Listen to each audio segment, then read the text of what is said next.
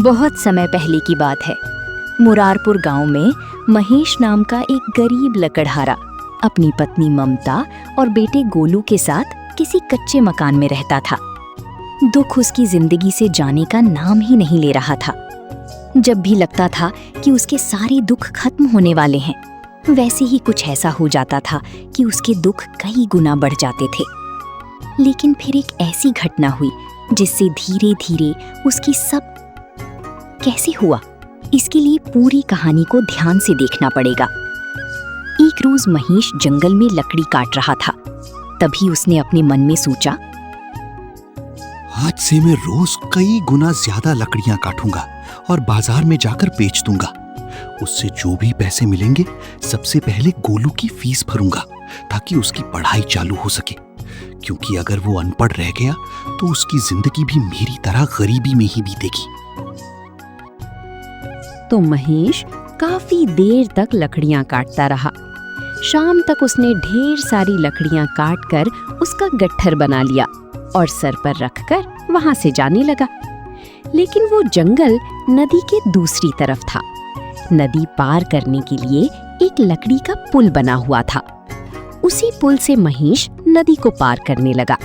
सिर पर लकड़ी का गट्ठर रखे हुए था। आज मैंने दुगनी मेहनत की है, भगवान मुझे इसका फल जरूर देगा।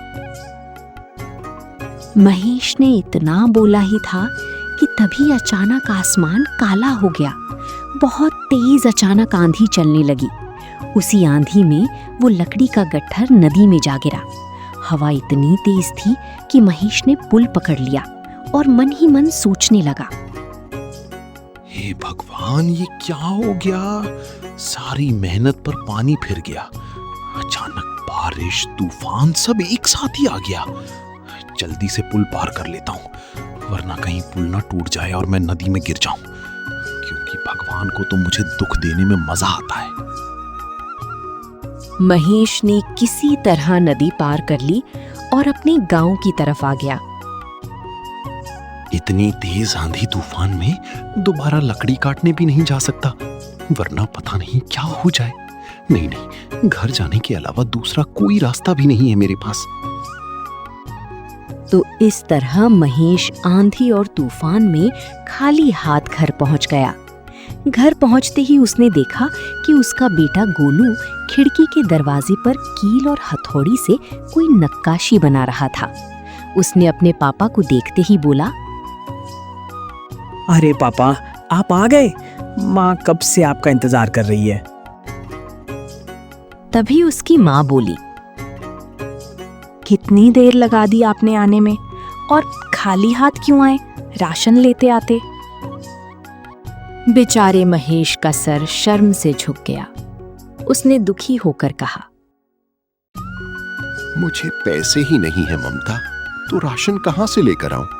आज मैंने दुगनी मेहनत की थी, ढेर सारी लकड़ियां काटी थी, लेकिन पुल पार करते वक्त अचानक तेज आंधी आई और पूरा लकड़ी का गट्ठा नदी में गिर गया। ये सुनकर गोलू और ममता दोनों दुखी हो गए।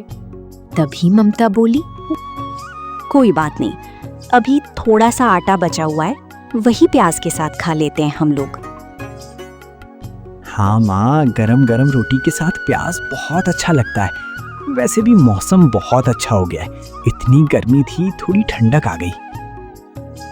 अपनी पत्नी और गोलू के मुंह से ये बातें सुनकर महेश की आंखों से आंसू झलक पड़े, पर किसी तरह उसने अपने आंसुओं को छुपा लिया और मन ही मन सोचने लगा,